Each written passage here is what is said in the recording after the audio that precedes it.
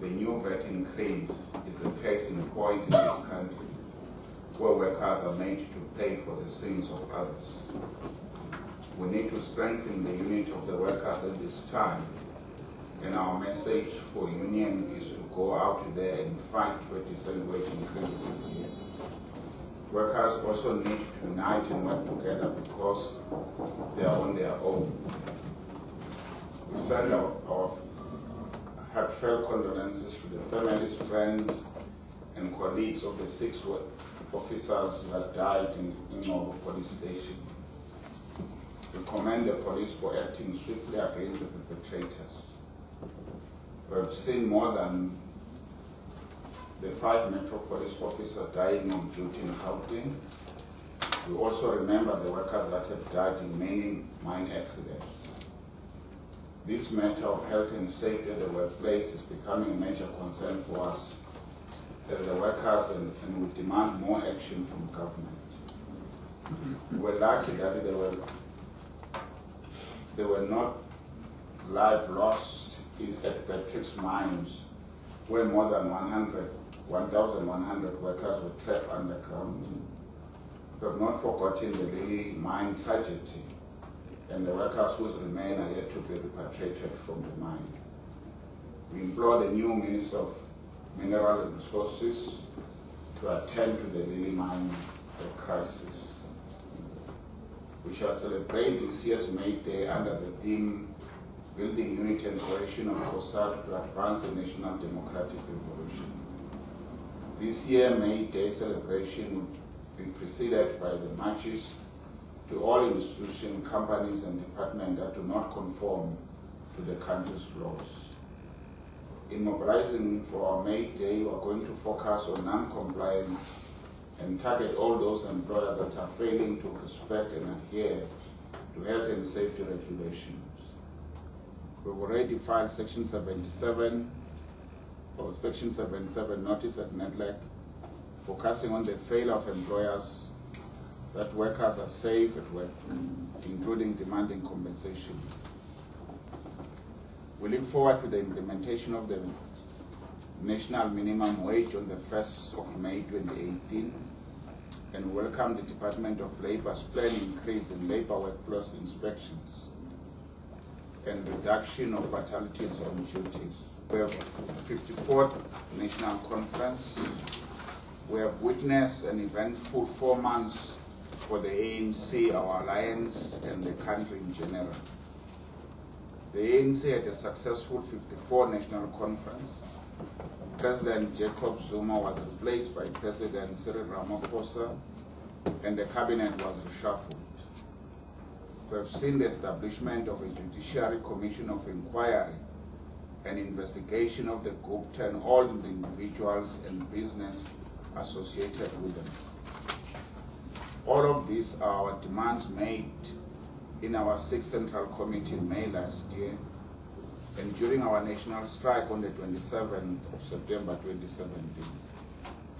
It is an undeniable fact that this time last year the picture looked different and the country was facing further deterioration and possible calamity. It took the political courage of this organized component of the workers to stand up and demand a new political direction for the ANC, the alliance, and the country. We did not just march on the streets, but we also engaged in political battles that shifted the political balance of forces inside the ANC, and this allowed the new era to be born. We salute the workers for fearlessly leading from the front and not becoming spectators in the unfolding political events in our country. We hope that the NASREC conference represents the dawn of a new path characterized by people-centered development trajectory and a disciplined revolutionary movement. We realize, though, that the lying ground of Comrade Cyril Ramaphosa in the build-up to the conference were a range of class interests that are actually composed of contradictory ideological and political forces.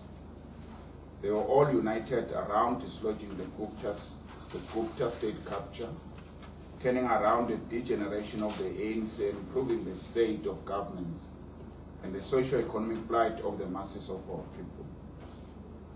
Our new challenge now is to grapple with the realignment and the mutation of these forces as they battle to influence over the policy direction of the government.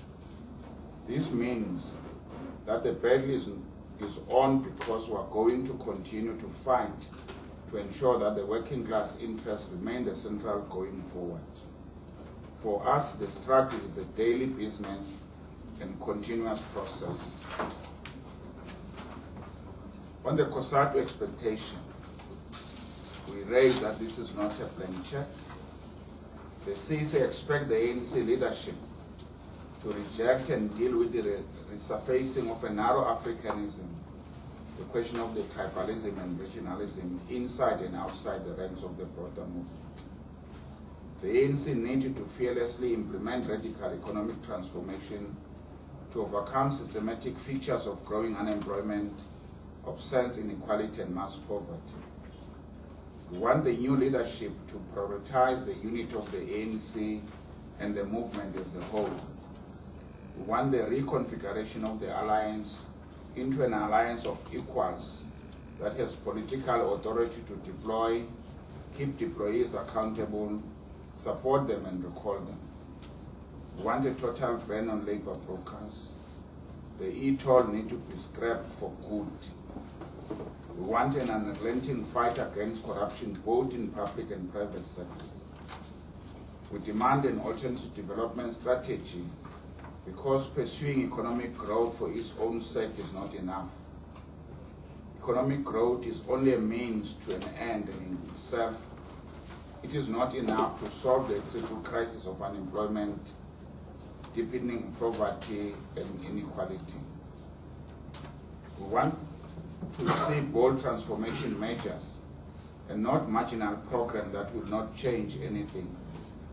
The state must take the lead in transforming the legacy of underdevelopment, and we want developmental state to implement a developmental agenda. The NDP is not a developmental vision, and therefore it cannot have a comprehensive development strategy based on the NDP. Its economic and labor chapters needed to be reviewed. The progressive policies that could help tackle our crisis of unemployment, inequality, and poverty needed to be implemented because the people are running out of patience and the ANC is increasingly running out of time.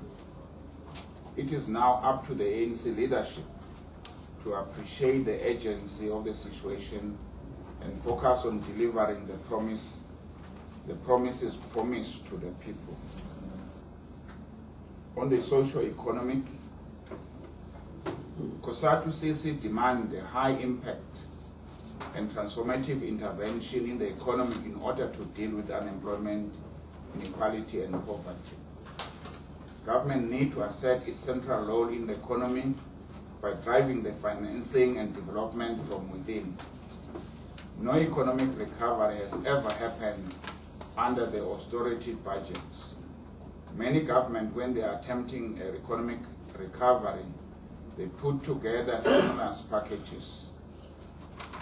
We reject privatization and demand a state-led industrial strategy and the provision of affordable finance through a state bank. We need state facilities that will provide finance to the poor and the small business at very low rates in order to create the much-needed employment. We demand a shift in the macroeconomic framework in line with the resolution of NASDAQ conference, or else the important policy advances from there will not see the light of the day. We plan to wage a battle to change this macroeconomic framework, including the implementation of the proposed intervention, such as job creation schemes, green economic projects, support for cooperatives, skill development, and etc. We demand that the ANC engineer policy shift that will radically increase the incomes of workers and the poor, because the current economic tragedy has created the need for social grants and continues to reproduce them. The national minimum wage should allow us to deal with the current low-wage regime that produced the phenomenon of working poor and deprives many of our people of the basic level of dignity. We demand that all our policy intervention should be geared at supporting local production instead of fueling the purchases of imported goods. We need to see an increased consumption that is based on rising income rather than credit. We demand a reasonable ambition program of growth acceleration by investing in infrastructure, transport, and energy. We need to ensure that all our policy interventions are geared at supporting local production instead of fueling the purchase of important durable goods. On the VAT increase, COSATU rejects the proposed increase of the value-added tax by 1 percentage point from 14% to 15%, an increase in the fuel levy by 22 cents per litre, and the road accident fund by 30 cents per litre, effective from April 2018. This is a way of forcing workers to pay for the sins of others. We call on the National Parliament to either reject VAT increase or expand the bucket for zero-rated goods. We demand all food items, including water and electricity, to be zero-rated. We've made our submission to Parliament on the budget yesterday, and if we do not get any positive results or positive response, we'll mobilize workers for a strike against the VAT increase. On the universal health care in our lifetime, the year 2018 marks the first year of the second phase of the NHI implementation.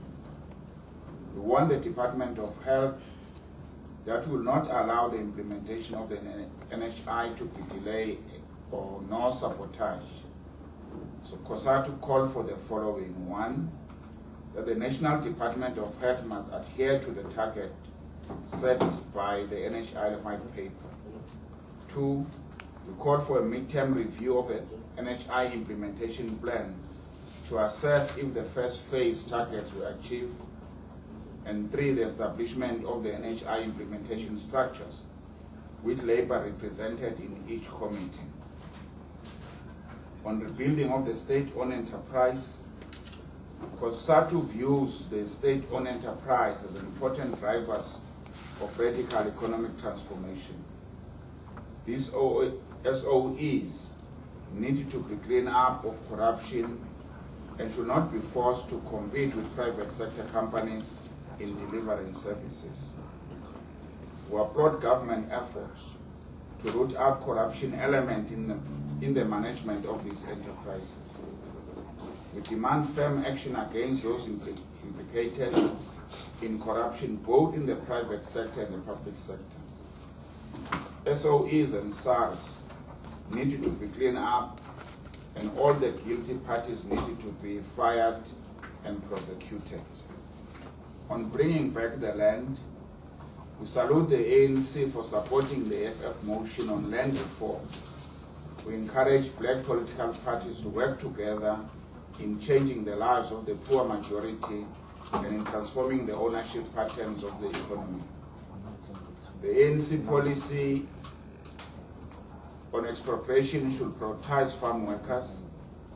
All farm workers need to be given title deed so that they can have access to government services like housing, health, electricity, and schooling.